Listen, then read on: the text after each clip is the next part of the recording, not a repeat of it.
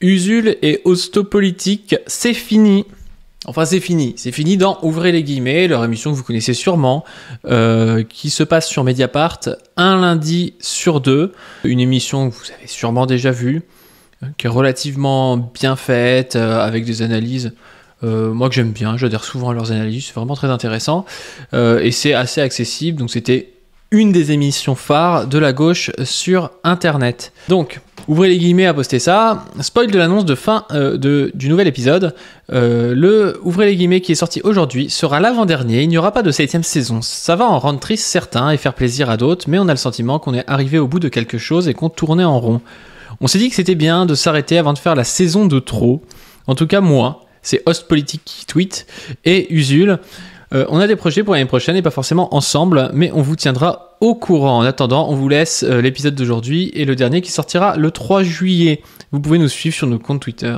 Hein, Usul qui dit on vous le dit, ça nous fait quelque chose d'arrêter ce format, c'est notre choix, mais tourner une page de 6 ans, ça se fait pas comme ça.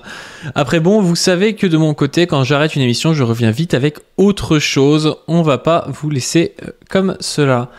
Et il y a Ostpolitique qui dit, lui, pour pré-shot certaines questions, on a des projets pour l'année prochaine, rien de calé à 100% pour le moment, ça sera pas forcément ensemble, on n'est pas fâchés, ni entre nous, ni avec Mediapart, et Usul va bien. Bon. Donc voilà, petite information comme ça. Pour la peine, on va se faire le nouvel épisode d'Ouvrier les guillemets qui parle de François Ruffin. Et j'ai bien envie de voir ce qu'ils en pensent parce que...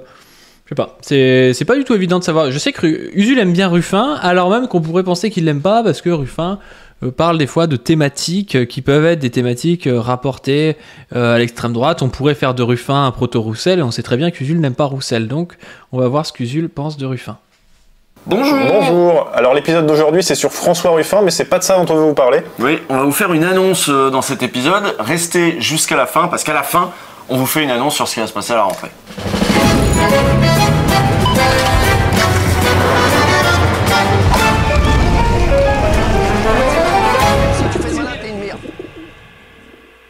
Bon alors François Ruffin, il est candidat, il est pas candidat, c'est quoi ce bordel là? Est-ce qu'il y va pour 2027? Est-ce qu'on est chaud? Est-ce qu'on est avec lui? Non mais est-ce que c'est la bonne question surtout? Parce que je me souviens d'une époque où dans cette émission on faisait des vraies problématiques, on réfléchissait un petit peu, là on se croirait dans une émission politique sur France Info. Bon alors, quelle est la stratégie de Ruffin? La ligne Ruffin peut-elle faire gagner la gauche? Après le mélenchonisme, y a-t-il un ruffinisme de gauche? Le ruffinisme est-il un populisme? Je sais pas moi.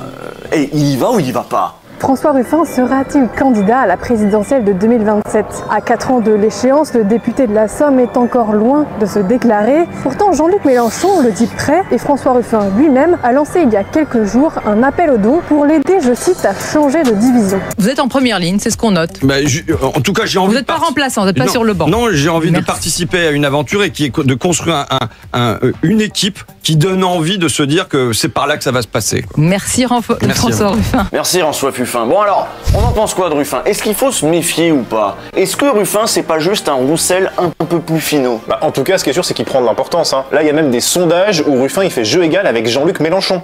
Dans un sondage exclusif réalisé par l'Institut Elab, on apprend que Jean-Luc Mélenchon n'est plus maître en son palais, n'est plus le patron de la NUPES. Il est sérieusement concurrencé. Concurrencé par qui? Par François Ruffin. Et pour plus d'un électeur de... Je trouve ça rincé moi des fois les sondages, c'est intéressant mais...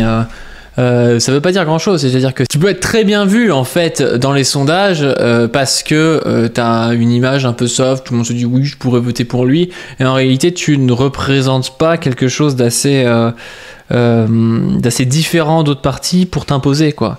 Et c'est la force de Mélenchon. Mélenchon il est détesté par une partie de la population mais il est aussi très apprécié par une autre partie. Donc ouais, je me fie pas forcément à ce genre de sondage personnellement. Gauche sur deux, c'est François Ruffin qui pourrait plutôt mener la bataille en 2027 lors de l'élection présidentielle. Là dans cette enquête d'opinion, on voit que François Ruffin est même bien plus populaire que Mélenchon si au lieu d'interroger juste les sympathisants de gauche, on interroge l'ensemble des Français. Après c'est aussi une drôle d'idée de demander à des droitos quelle est leur personnalité de gauche préférée quoi. Super, ils vont dire Roussel ou Cazeneuve, enfin n'importe quel trou de balle qui aura eu l'audace d'aller dans Valeurs Actuelles pour dire à quel point Sandrine Rousseau elle est zinzin et conne. Bon mais il se passe quand même un truc avec Ruffin là, on le voit, à Mediapart on commande pas les sondages mais nous, on a une dérogation, on le fait quand même, hein. N'en déplaise au petit milieu de l'entre-soi parisien médiatique. Ouais, comme Backseat, Libération, François Hollande. Alors, à l'Express, on a mené l'enquête. On a voulu savoir si François Ruffin avait vraiment une envie d'être candidat à l'élection présidentielle, et on a découvert que oui, et qu'il avait même un plan anti-Mélenchon. On vous raconte donc une guerre d'ego, une guerre d'ambition et une guerre de clan, et c'est à découvrir cette semaine dans l'Express. Bon, on l'a lu, hein, le dossier de l'Express. Alors, il n'y a pas de plan anti-Mélenchon, ce serait même plutôt l'inverse. Ah oui, parce que Mélenchon, lui, il a clairement un plan anti-Ruffin. Et dans l'article, il y a quelques anecdotes, pas piquer des verres. Bon, officiellement, Mélenchon, il est en retrait, il a plus de mandat. C'est bizarre, Usul, on croirait que ces derniers temps, il s'est réveillé contre Mélenchon, et du coup, il avantage des gars qui sont un peu plus centraux, notamment ELV, Ruffin, mais Ruffin, en plus, je l'aime bien, c'est pas le souci, mais je vois mal comment Usul, il peut critiquer Roussel comme si c'était le dernier des schlags de droite, et après aussi critiquer Mélenchon et dire ouais, quand même, ELV, non, ils trahiront pas, ouais, oui, ça va, ouais, bon, c'est pas parce que c'est des gars qui sont des énormes bourgeois parisiens européistes qui ont les mêmes avis que l'OTAN et tous les pays impérialistes sur toutes les positions internationalistes. Non, mais voilà, quoi, ils vont pas trahir. Je trouve ça très étonnant quand même, parce qu'on peut critiquer Roussel, mais il faut le critiquer par la gauche, quoi. Tu peux pas critiquer Roussel et puis dire ouais, mais attendez, Tondelier, c'est pas si mal. Non. Je veux dire, Roussel, c'est 10 fois mieux que Tondelier, il faut arrêter les conneries. Mandat, et il est maintenant à la tête de sa fondation, la fondation La Boétie, un think tank de gauche qui consulte des intellectuels et produit des rapports. Vous voyez, ça, c'est la soirée d'inauguration de l'Institut. Le premier discours, c'est Clémence Guettet, une fidèle de Jean-Luc, que celui-ci a nommée coprésidente de l'Institut.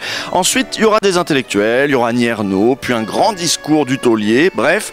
Grosse soirée. Et pendant ce temps-là, devant la porte du réfectoire des Cordeliers où se tenait l'événement, Ruffin, il s'est pris un gros stop par les vigiles parce que soi-disant son nom n'était pas sur la liste. Ça devait être assez humiliant, on imagine. Ouais, on imagine. Je suis avec Karine, elle est agent de sécurité, elle est à 1350 € par mois, elle a 3 enfants et elle me laisse pas rentrer à l'Institut La Boétie. C'est exactement comme ça que ça s'est passé. Il est trop fort, Usul, par contre, niveau imitation, putain. Oui, mais voilà, apparemment, il avait peut-être pas confirmé sa venue, mais il avait été invité, comme tous les parlementaires insoumis. Y compris les 5 grognards évincés de la direction. Alexis Corbière, Raquel Garrido, François Ruffin, Éric Coquerel et Clémentine Autain. Et l'un de ces derniers ne peut s'empêcher d'y voir la main fruste et effrontée de Jean-Luc Mélenchon. Toujours d'après cet article, Mélenchon en veut aussi à Ruffin de ne pas l'avoir soutenu assez vite quand il a annoncé sa candidature à la présidentielle en 2021. Eh oui, Ruffin à ce moment-là, il attendait, il a mis 3 mois parce qu'il se disait éventuellement, moi je suis prêt à reprendre le flambeau. Alors vous imaginez que Mélenchon, il a fait qu'est-ce qu'il veut celui-là? Moi je le tiens le flambeau, c'est bon, c'est quoi ce traître? Avec Mélenchon, on devient vite un traître et quand on l'est, c'est pour de bon. Mais si Jean-Luc manœuvre directement pour mettre à Ruffin des petits taquets, comme une sorte de Mitterrand mental, pourquoi a-t-il pondu ce fameux tweet du 12 avril dernier dans lequel il dit que François est prêt? Magnifique sondage cluster. François Ruffin et moi passons la barre des 20% et accédons au deuxième tour. Tout le travail accompli depuis 1 an ne s'est pas perdu dans les sables du bashing permanent contre moi. François est prêt, en avant. Le truc, c'est que... On en avait parlé de ce tweet-là, ça met un peu François Ruffin dans la sauce parce que c'est bien trop tôt, parce que quand t'es candidat, t'as envie de le dire par toi-même, t'as pas envie qu'un mec t'out comme ça. C'est un peu nimp, quoi. Enfin, c'était une démarche un peu politicienne, je pense, de Mélenchon.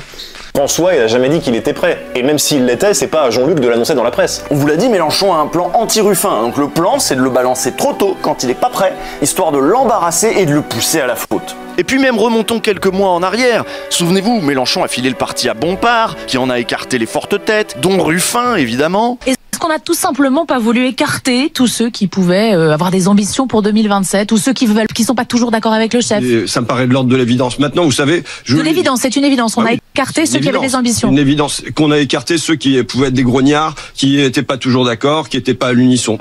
François Ruffin mis à l'écart, Mélenchon jure qu'il n'y est pour rien, quitte à en faire des tonnes à coups de mots d'amour dans les médias. J'ai un faible pour lui. J'estime ce qu'il fait. C'est mesquin, hein? Non mais tu sais... Après, je trouve que, encore une fois, Mélenchon, il fait de la politique. On peut le critiquer, mais est-ce que Ruffin ferait pas la même chose à sa place? Est-ce que Ruffin, il fait pas la même chose dans des structures plus petites, comme Fakir? J'en sais rien, encore une fois, je suis pas là, je suis pas dans les petits papiers de Ruffin, mais c'est des coups bas, un peu, enfin ça semble être des coups bas, mais c'est de la politique. C'est-à-dire que dans tous les partis, il y a des jeux de pouvoir comme ça, avec des mecs qui font semblant un peu de s'apprécier, qui se font des baisers de la mort, des choses du genre, quoi.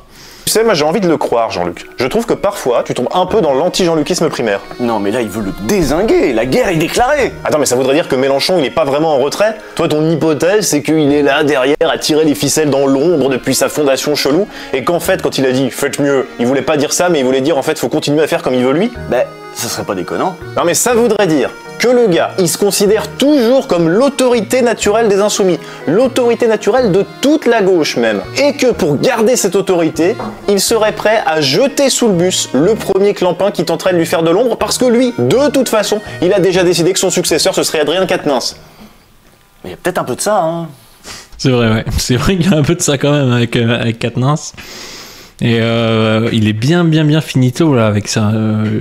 Enfin, le plan de Méluche, ça va être très compliqué de faire revenir Quatennens sur le devant de la scène, quoi.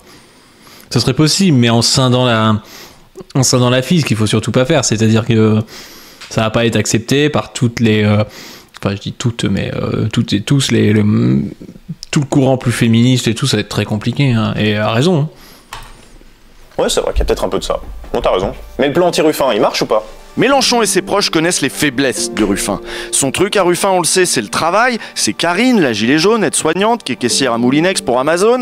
C'est une certaine France qu'il fait tout pour arracher au vote RN, quitte à négliger d'autres combats de la gauche, comme l'antiracisme ou la lutte pour les droits LGBT. Ça lui est souvent reproché. Revenons par exemple à cette séquence qui a fait un peu de bruit il y a quelques semaines. Là, on est sur France Info et le journaliste demande à François Ruffin s'il serait d'accord pour qu'on laisse les ados changer de genre à l'état civil à partir de 16 ans sans l'accord de leurs parents. Voilà, et là vous vous doutez bien que François Ruffin, il s'en branle, hein, ça l'intéresse pas, il s'est pas penché sur le truc, donc il doit botter en touche. Je vous l'ai dit que pour moi le cœur du sujet, c'est le travail, c'est le partage des richesses, c'est la démocratie. C'est pas les lois de société. Je pense qu'on a une société qui est profondément fracturée en France et que les résultats des dernières élections, ils ne sont pas le fruit du hasard. Ruffin a simplement répondu qu'il lui semblait que le changement de genre ne devait pas être la priorité de la gauche. Il s'est dit aussi personnellement plutôt... C'est des questions où il se fait piéger parce que c'est des trucs auxquels il n'a pas réfléchi, c'est pas évident, c'est pas du tout évident en fait de répondre oui ou non, même quand on est pour les droits LGBT. On peut être pour les droits LGBT, mais considérer que 18 ans, ça reste la barrière, un peu de détermination, voilà, tout ça. Ou alors considérer que ça peut être avant 18 ans, mais qu'il faut que ce soit vraiment une dérogation particulière. Enfin, c'est des questions extrêmement compliquées, donc il s'est un peu fait baiser. Défavorable à la gestation pour autrui. Alors ces propos, de bon sens, somme toute inoffensifs, ont suscité pourtant un immense tollé dans son propre camp. Bon, au moins ça a le mérite d'être clair. Il dit qu'il préfère parler d'autre chose et il explique pourquoi. Oui, il esquive, mais il explique pourquoi il esquive. En gros, il veut rassembler, donc il faut pas cliver. Dans la tête de Ruffin, Karine, avec ses fins de mois difficiles, elle se reconnaît pas dans ce genre de discours. Ouais, c'est ça. Alors que ça se trouve, les enfants de Karine, ils se posent des questions sur leur genre, etc. Tu vois. Bref, c'est pas comme ça que Ruffin a décidé de traiter la question, vu qu'il a décidé de pas la traiter du tout. Est-ce une erreur? En tout cas, Ruffin a fini par faire un post sur Twitter en admettant que sa réponse n'était sans doute pas adaptée et qu'il a... Ça, c'est un truc de Tchad. C'est un truc de Tchad parce qu'à la télé, c'est regardé par les vieux, donc tu prends un avis un peu réac, et puis après Twitter, boum, tu passes ton avis un peu progressiste, parce que c'est regardé par les jeunes. Il y avait encore des progrès à faire sur ces questions. François Ruffin veut progresser avec humilité. Chaque mot est pesé. Le député de la Somme ne s'excuse pas, mais c'est tout comme. Il a commis une faute politique même, selon Sophia Chikirou, une autre députée qui est proche de Jean-Luc Mélenchon. Ah bah tiens, qui c'est qui a tweeté le jour même pour envoyer un bon taquet au député de la Somme?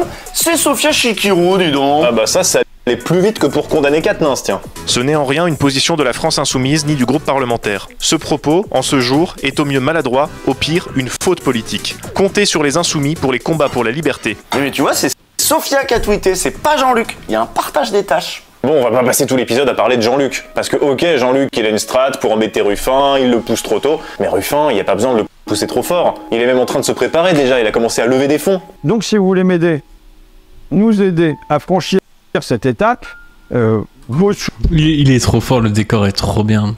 Il veut parler vraiment à la France d'en bas et tout, il prend le frigo caché tous nos darons, là, le sirop sous marque de Tesser, là, Fruitsy ou un truc du genre. Enfin, elle est trop marrante, sa cuisine, c'est vraiment la cuisine classique de la famille de classe moyenne ou prolo, quoi. C'est excellent. 2027, on va faire comment avec Jean-Luc Mélenchon?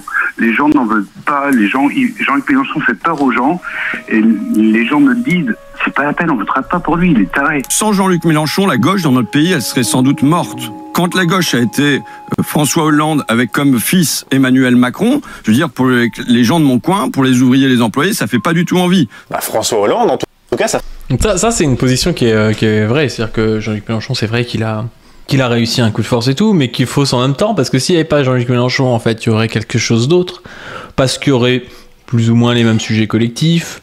Il y aurait quand même une envie d'un vote progressiste, d'un vote en faveur des travailleurs, en faveur des minorités ethniques, de genre, enfin tout ça. Ce serait peut-être pas... Enfin, si Jean-Luc Mélenchon était pas là, pour le coup, peut-être que le PCF serait plus haut, peut-être que le NPA serait plus haut, enfin... Ça veut pas dire grand-chose, en fait. Très abstrait comme truc. Ça fait envie à Jean Massier et à Usul. Ça suffit avec ça. Non mais pourquoi tu lui as pas hurlé dessus pendant l'interview? Nous, c'est ça qu'on voulait voir. Et moi, écoute, je suis comme Ruffin. T'es avec Karine? Non, je m'interroge. Quelle stratégie maintenant? Parce qu'on a quand même essayé beaucoup de trucs. Est-ce qu'il faut qu'on soit toujours ceux qui hurlent? Ou est-ce qu'au contraire, il faut qu'on soit ceux qui apaisent pour rassembler les Français? Voilà, on s'interroge, François et moi. Hein. François Hollande et toi? François Ruffin. Ouais, c'est marrant parce que Usul il dit ça, je sais pas, ça va pas avec son personnage. Oui, il peut rassembler les Français, mais à la fois il a un côté aussi très clivant. Usul, il a toujours été, même dans ses postures antifascistes, anti-flics, tout ça, c'est pas des postures qui vont être rassembleuses. Et je suis pas forcément contre d'ailleurs, mais du coup, compliqué de prôner une espèce de légitimité, de responsabilité, de posture où on rassemble quand à la fois on le fait pas tout le temps et on clive carrément sur certains sujets. Enfin, je sais pas, je trouve ça étonnant quoi. Il rassemble, oui, quand il y a Tondelier ou Hollande, il rassemble. C'est pas ce que les Français attendent parce qu'en fait ces gens-là ils les aiment pas. Enfin, il y a que dans la tête de Tondelier où LV va prendre le pouvoir demain quoi. Et remarquez, si LV prend le pouvoir demain, c'est peut-être possible, mais du coup, ce sera pas sur des bases très révolutionnaires, quoi. Peut-être qu'il y aura plus d'éoliennes dans le pays. Mais la question se pose. Puisqu'il est évident que les grands médias et le gouvernement ont consacré une énergie folle à diaboliser la gauche insoumise d'abord, puis toute la NUPES maintenant, repeinte en extrême gauche, est-ce qu'il ne serait pas habile d'opter, nous aussi, après des années de bruit et de fureur, pour une stratégie de dédiabolisation? Et pour rassembler, Ruffin, il est même allé jusqu'à dire qu'il était devenu social-démocrate. C'était dans l'Obs. C'est un SOSDEM, quoi. Comme Hollande. Comme Usul. Non, déjà, il a pas dit ça. Hein. Ça a été déformé par l'Obs. Le problème, c'est que maintenant, on lui sort ça sur tous les plateaux. Hein. Même les meilleurs. Vous êtes SOSDEM? Non. La blague est allée trop loin. Non, c'est la couverture de l'Obs et je vais pas leur faire un procès. Mais moi, ce que je dis et ce que je dis aux socialistes depuis longtemps, c'est, vous savez, moi, je suis vraiment social et vraiment démocrate. Alors ça veut dire... Bah après, il est vraiment SOSDEM. Je veux dire, il y a pas de mal, mais je sais pas. À part si j'ai raté des textes et que Ruffin, en fait, c'est un mec qui veut instaurer le socialisme en France demain et qui va faire qui est un révolutionnaire, mais non, j'ai l'impression qu'il est SOSDEM. Hein. Oui, encore une fois, oui, il est vraiment SOSDEM pour le coup. Les autres, c'était des espèces de libéraux sous couverture. Bon, alors il est quoi du coup s'il n'est pas social-démocrate? Bah lui, il dit qu'il est réformiste révolutionnaire comme Jaurès. Et puis au final, en fait, comme moi, comme Mélenchon, il y a une continuité. C'est juste le ton qui change. Ouais, mais il se fait au prix de quoi ce changement de ton? Est-ce que c'est pas juste une droitisation au fond? Est-ce que vous filez pas un mauvais coton tous les deux? Répondez, monsieur Usul, le peuple de gauche qui nous regarde, il veut savoir. On connaît bien le style et la démarche de Ruffin, et ce depuis longtemps. Elle lui a valu son siège de député et même un César du meilleur documentaire. Ruffin part du réel, ou plutôt de son réel, celui qu'il touche, celui qui a sans doute fait qu'il s'est engagé à ce point en politique. Son réel, celui qu'il observe, qu'il suit, qu'il documente, c'est la désindustrialisation, le chômage, les bas salaires, la précarité et la violence du monde du travail. J'ai dans l'oreille Jackie, qui est cariste en logistique. Oui, ça vous plaît peut-être pas. Non, c'est... Ah putain, il est trop bien, Ruffin, avec ça. Ça, c'est trop bien. Ça, c'est incroyable. Toujours des trucs sortis un peu du fin fond d'une usine et tout. Il arrive trop bien à le faire, ça, c'est vraiment ouf. Je vous mets à l'aise, ça me plaît, Non, mais vous me répondez pas aux questions, vous faites votre show, vous répondez pas. On connaît le show. Alors moi ça me parle aussi, sans doute plus qu'Aléa Salamé, parce que c'est comme ça que j'ai dû m'intéresser à la politique. Mon père c'était un Jackie, il a fini sa carrière ouvrière dans la logistique, mais à la base il était dans une usine qui produisait des amortisseurs. Usine rachetée par General Motors et délocalisée à la fin des années 90. Donc moi quand Ruffin parle de Karine et de Jackie, je prends ça très Isil qui sort son joker. Moi je suis un vrai prolo. sérieux. Je trouve ça très bien. Tu ramenais des cas concrets. C'était, voilà, là je suis avec Karine, elle est gilet jaune. J'ai une grand-mère juive, donc voilà, donc moi on ne peut pas me critiquer. Chez Amazon, elle touche 360 €, machin. Ah, t'es pas allé jusqu'au bout, t'as pas fait l'imitation. Je me suis déballonné. Comme face à François Hollande. Non mais ça suffit avec ça. Non mais Usul, depuis que t'es passé assez ce soir, t'as changé. Non, je suis toujours du côté des Jackie et des Karine. Non Usul, t'es plus avec Karine, t'es avec Karim Rissouli. C'est vrai que ça a manqué à la gauche, ce rappel permanent de ce qu'ont vécu et de ce qu'ont perdu les classes populaires dans ces 40 ans de transformation néolibérale de l'économie et du monde du travail, y compris quand la... Il y a dans le chat... En même temps, ici il a un background et tout, mais oui, bah, évidemment, mais je le troll, mais ça me fait marrer parce que justement, on croirait qu'il répond aux critiques par rapport au truc avec François Hollande, là où ils sont plutôt gentils quand même avec François Hollande, et puis où il déterre en plus. Qu'est-ce qu'on en a à foutre de François Hollande, enfin, là, il essaie de faire un peu son buzz, Cazeneuve, d'essayer de faire son petit mouvement pour essayer de recréer une gauche qui est totalement morte, une gauche bourgeoise, de centre-gauche, libérale, qui va après les pragmatiques. Lui, c'est le pragmatisme contre les hurluberlus radicaux, quoi. En gros, c'est ça. Et je trouve que, je sais pas si c'était le meilleur move que Usul aille là-dedans, si c'est pour faire ce qu'il a fait, quoi. Après, je peux comprendre aussi le move, il a envie peut-être de s'institutionnaliser pour arriver à changer les choses de l'intérieur, une stratégie un peu entrisme, mais il n'y a pas forcément de mal à l'entrisme.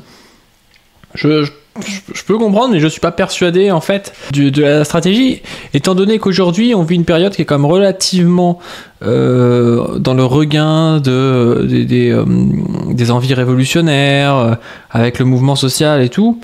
Usul, il pourrait aussi choisir l'inverse, choisir de continuer à avoir une ligne assez radicale, voire même de la radicaliser en disant ouais, nous on veut ça en fait, parce qu'il y aurait des gens qui suivraient et parce qu'il créerait en fait un lobby à gauche d'autres personnes. Si c'est pour que Usul ce soit Jean Massier un petit peu rougi, bon bah c'est bien, mais en fait ça va pas faire... je suis pas sûr que ça change grand chose. Après, si ça se trouve c'est moi qui me trompe et il a raison, quoi. Mais en tout cas, moi je suis pas du tout je suis pas un anti-Usul, je dis pas ça pour lui cracher dessus, quoi. Et quand je vous disais que Léa Salamé, ça lui parlait pas, le sort des petits, des vaincus de la mondialisation. En vrai, elle n'était pas la seule à prendre ça par-dessus la jambe. Les classes moyennes, celles qui allaient bien, y compris celles qui votaient à gauche, elles ont trouvé pendant longtemps que le sacrifice de la classe ouvrière n'était pas un si grand sacrifice que ça. L'État ne peut pas tout, on ne peut pas attendre tout de l'État, comme disait Lionel Jospin. C'est la mondialisation, il faut s'adapter, on n'a pas le choix, le monde est devenu un grand village, il faut respecter les règles de l'Union Européenne, être compétitif, etc. C'est normal. Si vous vous demandez pourquoi les classes populaires ont été dégoûtées par la gauche et principalement par le PS, n'allez pas chercher plus loin, les raisons profondes, elles sont là. Donc je pense que je suis vraiment social et vraiment démocrate. C'est que le PS ne l'est pas. Mais je leur ai dit, le problème, ça fait 40 ans que vous l'êtes plus. En gros, moi je situe ça à mars 1983. Hein, c'est un moment où tournant de la rigueur, où s'ouvre, d'après le premier secrétaire du Parti socialiste de l'époque, Lionel Jospin, une parenthèse libérale. Je le dis aujourd'hui, l'ordre libéral, ceux qui tiennent le... C'est bien parce que quand même, Ruffin, on peut dire ce qu'on veut, mais il parle de sujets qui sont importants et qu'on n'entend pas assez, qui sont des sujets d'ordre du travail, quoi. Il y a trop peu, on va dire, c'est pas le problème des autres sujets en fait, mais il y a trop peu ce sujet-là où toujours traité de manière très libérale, il faut enlever les charges sociales ou des trucs comme ça. On a besoin d'un mec comme ça. Et on a besoin d'avoir plus de gens comme ça. Volant depuis maintenant 40 ans, ils sont pas à même de régler les grands problèmes de notre temps. Et à commencer par la question climatique. Et moi, je me suis reconnu dans la démarche de long terme, et je me reconnais dans la démarche de Jean-Luc Mélenchon, qui depuis le traité constitutionnel européen de 2005, en gros, à travers le front de gauche, est venu relever une gauche, la mettre sur ses deux jambes, sa jambe rouge et sa jambe verte, sa jambe à la fois sociale et sa jambe écologique. Donc voilà. Profondément, la ligne politique de Ruffin est la même que celle de Mélenchon, mais en effet, le style n'a rien à voir. Mélenchon est un généraliste et Ruffin apparaît plutôt à côté comme un spécialiste. On sent qu'il y a tout un tas de dossiers qui n'ont pas été étudiés de très près. Lui-même le reconnaît quand il tweet en sortant du plateau de France Info sur lequel il a juste esquivé la question sur le changement d'état civil. Sur l'islamophobie, pareil, quand il dit qu'il a foot le dimanche où s'organise une grande marche contre l'islamophobie à laquelle même Mélenchon participe, on est en droit de se dire qu'il y a encore du boulot. Idem, sa manière d'aborder les violences policières a quelque chose de très blanc. Elle fait l'impasse sur tout ce qu'on sait des aspects racistes du travail policier au quotidien, dans les banlieues notamment. Qu'il y ait des violences policières. Il y a un truc intéressant dans le chat, c'est Coriovision, notre camarade délégué CGT libertarien, qui nous répond là depuis la Corée du Nord et qui dit « Je suis d'accord, cependant, LFI est trop flou sur la question de l'Union Européenne pour prétendre refermer cette parenthèse. » Oui, mais je ferai pas cette remarque-là à Ruffin. Je pense que Ruffin, si on lui demandait à lui, l'Union Européenne, c'est pas forcément son truc, tu vois. Je pense qu'on peut faire ce reproche-là à LFI, mais après, je trouve aussi qu'on a tendance des fois à fétichiser l'Union européenne un peu. En fait, on lui donne de la puissance en lui accordant une puissance qu'elle n'a pas forcément. C'est-à-dire qu'il n'y a pas réellement d'argent européen, de capacité à faire appliquer les lois européennes en dehors des États. Si tu veux, c'est les nations européennes, indépendamment, qui vont donner de l'argent, qui font appliquer avec leur police, par exemple, avec leurs institutions, les lois qui vont provenir de l'Union européenne. Et en disant oui, on peut rien faire sans sortir de l'Union européenne, on crée une prophétie un peu autoréalisatrice. En réalité, on voit bien que quand les pays type la Hongrie ne respectent pas les lois de l'Union européenne, en fait, l'Union européenne ne peut rien faire. Parce que qui fait la police, qui fait les institutions en Hongrie, ben, c'est la Hongrie, c'est pas l'Union européenne.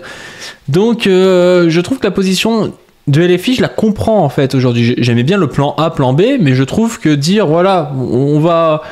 s'ils sont contre, en fait, on va désobéir...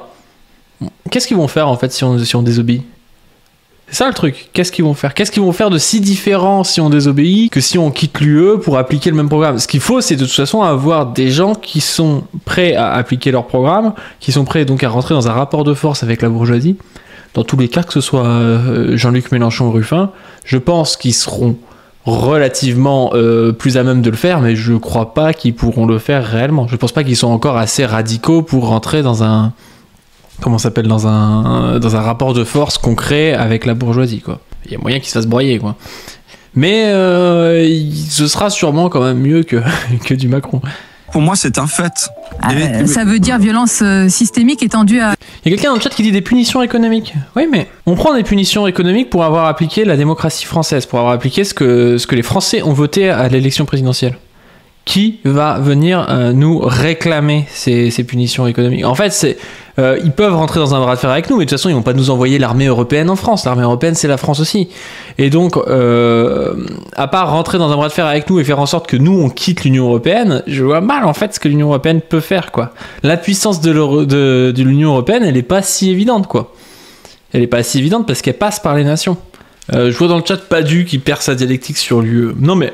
moi, si on me demande qu'à moi, je suis plutôt pour la sortie de l'UE, mais ce que je veux dire, c'est que la stratégie de la France insoumise, je la comprends, et je pense que boucler sur l'UE, c'est une erreur stratégique. C'est-à-dire que le problème, c'est pas l'UE, le problème, c'est le rapport de force qu'on a avec la bourgeoisie.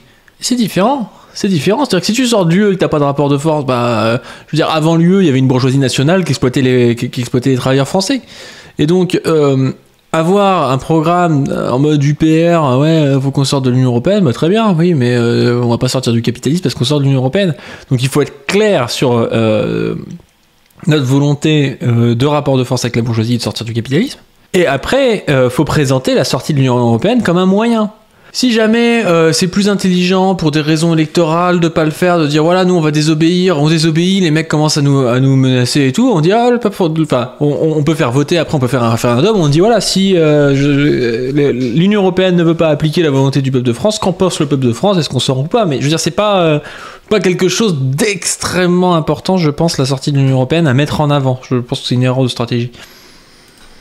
Écoutez. Bon, je pense qu'il s'agit simplement d'être dans la décence et dans le bon sens vis-à-vis de gens qui tiennent le pays debout, que ce soit les salariés de la logistique, que ce soit les auxiliaires de vie, que ce soit les gens, les soignants ou les enseignants. Sa stratégie est donc simple, elle pourrait être payante. Si pour lui la gauche ne doit plus incarner le bruit et la fureur, c'est parce qu'il est trop facile de diaboliser le camp de ceux qui hurlent à l'Assemblée et s'emportent sur les plateaux télé. Pour Ruffin, la situation a changé. Aujourd'hui, il faut avoir l'air calme et raisonnable, parce que la gauche doit incarner le camp de la raison, du bon sens. Ce sont les autres les fous furieux, et il faut que ça se voie. Je pense profondément que je suis modéré, mais on a une situation qui est tellement installée dans l'indécence, dans une espèce de folie. On a une classe dirigeante qui est dans la démesure. Bon, comment modérer cette démesure en réussissant à le dire avec calme et avec modération? Je dois dire que j'y parviens pas toujours, quoi. Quand vous avez... Ça, j'aime bien comme discours, dire le projet... Oui, c'est pas forcément le projet communiste, mais le projet communiste, de dire c'est un projet, en fait, qui n'a rien d'extravagant, rien d'indécent. Et ce qui est indécent, c'est de continuer à exploiter les hommes et à exploiter la terre. C'est ça qui est indécent. Aujourd'hui, on fait passer pour centristes des gens qui vous expliquent que c'est très bien d'avoir des jets privés, d'avoir un dérèglement climatique, d'avoir de plus en plus de SDF dans les rues, et ils vous disent oui, mais en fait les lois du marché nous obligent à faire ça, quoi. C'est complètement débile, quoi. Enfin, moi ça me fait toujours halluciner quand je vois un SDF. On est dans un pays qui est extrêmement riche, il y a largement assez d'habitations pour héberger tout le monde, et il y a des gens qui sont dans la rue comme ça parce qu'on a décidé qu'il y avait un droit de propriété inaliénable. Et qu'il y avait des gens qui ont 10 appartements et qui vivent dans un seul, quoi.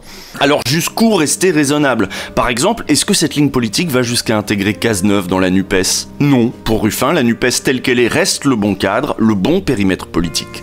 Je cherche à étendre mon équipe et je cherche j'ai un souhait qu'on ne constitue pas un homme ou une femme présidentielle. Je dis toujours qu'il faudrait 60 millions d'hommes et de femmes présidentielles dans ce pays, mais il y a j'ai pour idéal en effet qu'il y ait une équipe plurielle. Vous savez, la gauche plurielle, ce qu'elle a produit, j'en suis pas forcément fan, je peux avoir un regard critique, mais qu'on ait un gouvernement dans lequel il y a à la fois Dominique Voynet et Jean-Pierre Chevènement, il me semble que c'était une séquence intéressante pour la gauche. Et là, par exemple, j'aime quand il fait ça, il est trop fort. Il est trop fort là-dessus. Il est touchant, on croirait. Il me fait penser un peu à Étienne Chouard à l'époque, qui parlait de démocratie comme ça. Quand il dit oui, j'aimerais qu'il y ait 60 millions de Français qui soient des hommes providentiels, mais des femmes providentielles, c'est super comme discours. On pourrait aller jusqu'où? Une Dream Team version 2027. Ce qu'il y a dans la NUPES me convient très bien et je pense qu'à l'intérieur... Pas au-delà.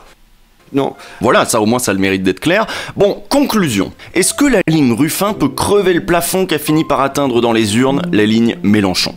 Est-ce que c'est la bonne stratégie? Bah ça se pourrait bien, mais il y a encore du travail à faire pour ne pas cliver au sein de la gauche, parce que c'est là-dessus que vont appuyer les adversaires de notre camp social. Comme avec Roussel, ils vont jouer le gentil Ruffin contre la méchante gauche intersectionnelle, c'est certain. Écoutez Eugénie Bastier, elle oppose déjà les wokistes fous furieux type Sandrine Rousseau et Jean-Luc Mélenchon à celui qu'elle érige en bon exemple. Ça ressemble à un baiser de la mort. Ruffin, par son souci de la vie ordinaire des classes populaires, bien éloigné des bêtises intersectionnelles. Vivre dans des milieux et partis inclusifs, c'est frôler quotidiennement l'exclusion. Jolie formule. Le progressisme sociétal et diversitaire est toujours un dogme qu'on ne saurait remettre en cause. Est-ce qu'on va marcher là-dedans? La vie ordinaire, ça me fait penser à la décence commune, un peu à Nietzsche et tout, mais là Ruffin il a un coup à jouer parce que justement, il se retrouve là-dedans.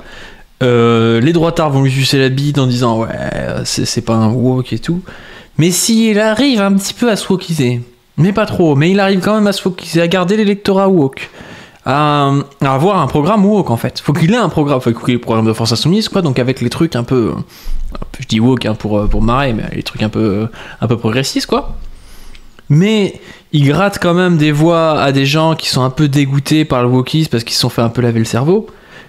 Il a vraiment un coup à jouer quoi. Mais il faut vraiment aussi faire gaffe et qu'il n'y ait pas des teubés à gauche qui vont aller le cancel et qui vont favoriser je sais pas qui et qu'on se retrouve avec extrême droite contre Macron au second tour quoi. Enfin contre Édouard Philippe ou un mec comme ça.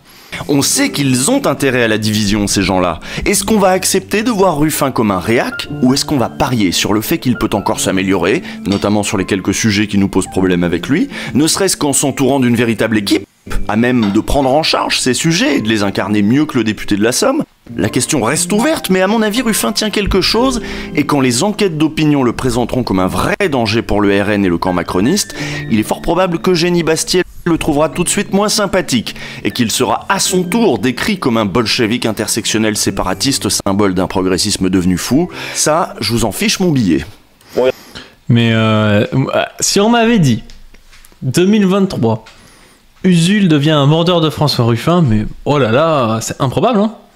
C'est vraiment improbable, hein. Usul rouge-brun, hein. Usul rouge-brun. Et 4 ans avant 2017, vous connaissiez même pas Emmanuel Macron. Donc voilà, il peut se passer plein de trucs, c'est ouvert, le jeu est ouvert. Voilà, on se retrouve lundi dans 2 semaines, et restez après les crédits parce qu'on fait une petite annonce, mais fait quand même les pistolets. À lundi, dans 2 semaines. Mais on va se retrouver avec Usul. On voit camarade Charles qui se wokise et Usul qui soutient Ruffin et qui se sauce démise. Et on va avoir en fait une fusion des deux personnes, quoi. Camarade Charles et Usul, ce sera une seule et même personne. Et c'est pour ça qu'Usul arrête l'émission, parce que Ostpolitique ne veut pas faire l'émission avec camarade Charles. Bon, je sais pas ce que vous en pensez, mais ouais, c'est la classe à Dallas, je trouve, cet épisode. Non, c'est intéressant. voir ça. Mais c'est étonnant de voir Usul retourner un peu... Enfin, pas retourner sa veste, mais aussi vite recritiquer Mélenchon. Je comprends pas encore le move parfaitement. Je comprends pas tout ça. Il va me falloir poser et puis voir comment évolue encore Usul, quoi. Il y a le temps avant les élections... les élections présidentielles, mais pour les élections européennes, déjà, ça va être intéressant de voir l'avis d'Usul. On a vu que il était quand même un peu trop complaisant avec ELV pour moi. Mais bon.